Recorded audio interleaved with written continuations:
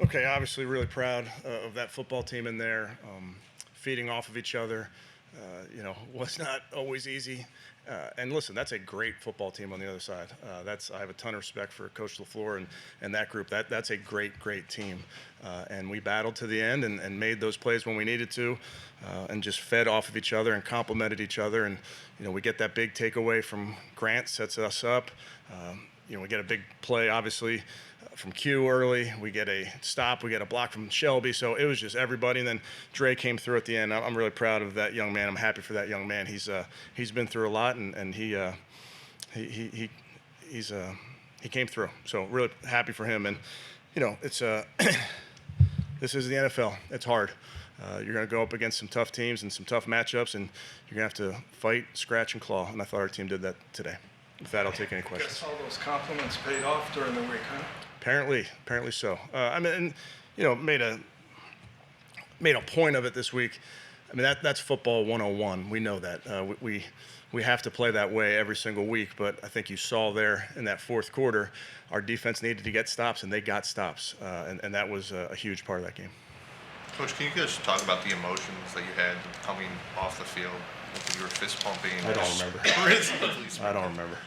Yeah. For me, I get to watch this team work. I get to watch these coaches work.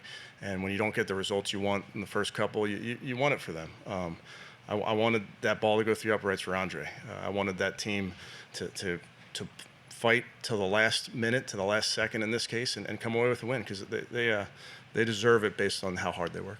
Kevin, how important is it to get a win early? I mean, not let week after week. You talk about the work that we're putting in. The thing I'll tell you, Chris, is in the NFL, you better put the blinders on, because this win today won't matter next week. And whoever we're playing next week, they don't care what we just did. It's how the NFL happens every week. It comes at you, and you have to move on. You got to put the blinders on. So obviously we're going to this one winless. I know that, but I can't let that affect how I work. I can't let that affect how we get this team ready to play. And then ultimately, we worry about these one-game seasons that we have. How bad for Schmidt? I'm sorry? How bad do you think it got for Schmidt after that first week? Yeah. He went through a lot. He's been through a lot in his life, I would tell you. And the kids come through. Kevin, how confident were you that you could get the ball to David and get up to the line and spike it in enough time? Well, pretty confident, because we've worked it. Now that's right at the cusp. We're going to make it onto a lot of training tapes this week in the NFL, because teams are going to say, can you do that in 12? And it's been done right around there, but you have to be great. Joe knew it, Dave knew it, all the guys knew it. So you practice those looks.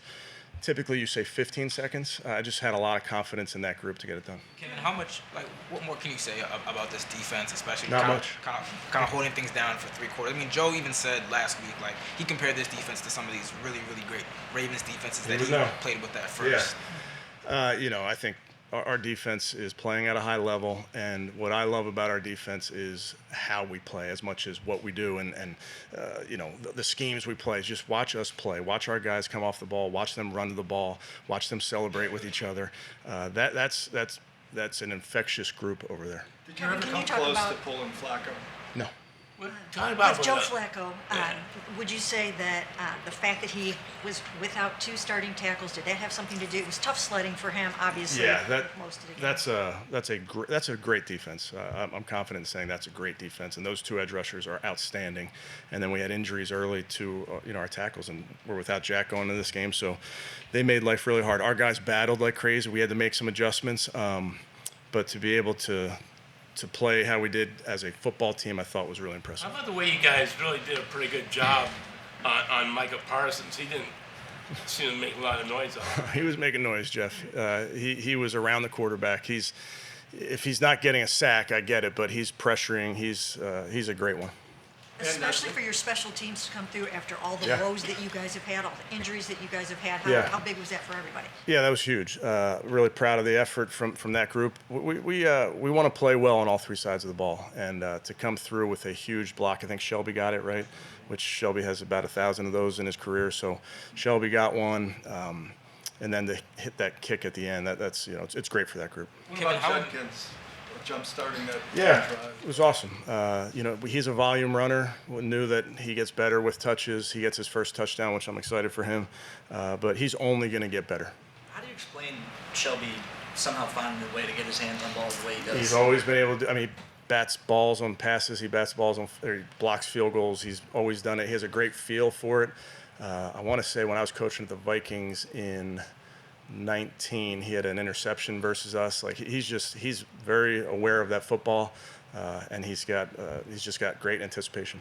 How coachable is that versus just sort of innate sense of? It's innate. Yeah, that's something that he's been blessed with. Did you sense on the sidelines that your team, even when you were down and it seemed almost hopeless to be able to come back, did you sense that they had a resolve? I mean, was there stuff going on that made you feel we that? talked about that, Mary Kay. We've talked about it as a team. We know what these seasons are like. We know there's ups and downs that you got to navigate. That's the NFL, and our guys have confidence in each other. Kevin, I hear you say that it's on to next week, on to Detroit. Yeah. But can't this carry some momentum for your players? Yeah, momentum's important. Don't get me wrong, but you have to build off this. And I think for us, well, trust me, I'll enjoy it, Jeff. Don't worry. But tomorrow we got to move on. Tomorrow you got to watch this tape and find a way to get better, and then you have to move on. You got a big game next week. Kevin, with no points and one interception, why did you not consider pulling Flacco to give the team a spark? Yeah, I'm just focusing on doing what I think is best for the team. Did you get is there any update on Dewan? No update. We'll get an MRI. What's your explanation on the replay fumble? Yes. So I think the big thing there is we need them to call that a fumble recovery by us. They did not feel like there was enough video information to call the recovery by us. So it's clearly a fumble. I need them in the moment to see that it's a fumble, give us the football, because it's just too hard when the ball's in a pile to say definitively who comes away with it. It has to be a clear recovery. Anytime it gets in a pile, it's really, really hard. So I'd prefer if they see the fumble on the front end. Why DeWine did right tackle to start the game? Yeah, Jack was obviously battling. Just felt like that was what was best for both DeWanda and Cornelius. And then the chop block they called when you got in the goal line. I didn't see it. Was it a good call? Okay. I had some people in my ear saying it was a bad call, but I didn't see it yet. They just said it was the right call. I mean, Yeah, we talked to him who's they? I saw you call. Yeah, he said it was a good call. Yeah. Even though it was a tough game for Joe in the offense, you're sticking with Joe going forward. Yes. Kevin, when you don't score or really move the ball that great until the last 4 minutes, Yeah. what changed? I know there are 2 quick runs, but what felt like it changed there? The field position. Part of playing complementary football is setting our offense up on short fields by taking it away or making a great play on special teams, and or you get a long run like Q, a couple runs where then you're moving the ball. But I thought just started to play a little bit more complementary. Do you think your team can finally kind of just take a breath now after winning a game like this? Yeah. Listen, again, just to go back. The NFL is, you can't ride the roller coaster. It's too long of a season. You can't ride the ups and downs like that. For us, we focus on what's in front of us. I know our fans probably ride that roller coaster, and certainly I did when I was a young kid, or a fan, I should say. But for us, it doesn't serve you well to think about last week or 2 weeks ago. It doesn't help us. So we're so focused in the moment, we put the blinders on and worry about what's right in front of us. And what about Joel being able to fight? Yeah, unbelievable. Yeah, I gave Joel a game ball in there. I can't say enough about him, the football player, the person. He was battling. He was not feeling good. He wasn't walking real well, but he battled, and that's Joel Bitonio for you. When you're watching him work out, are you saying, "Oh, he's okay"? I know you talked to him. Yeah. Then what does he kind of say as you walk to the locker room? Yeah, I'll let him share probably, Scott, but he knew he wanted to be out there for his team.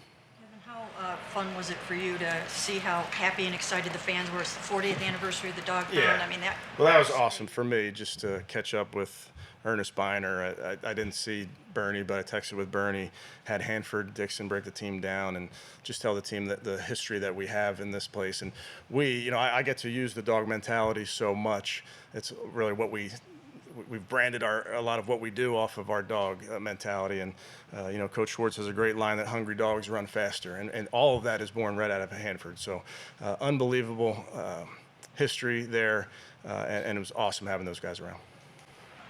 Good. Okay, thank you.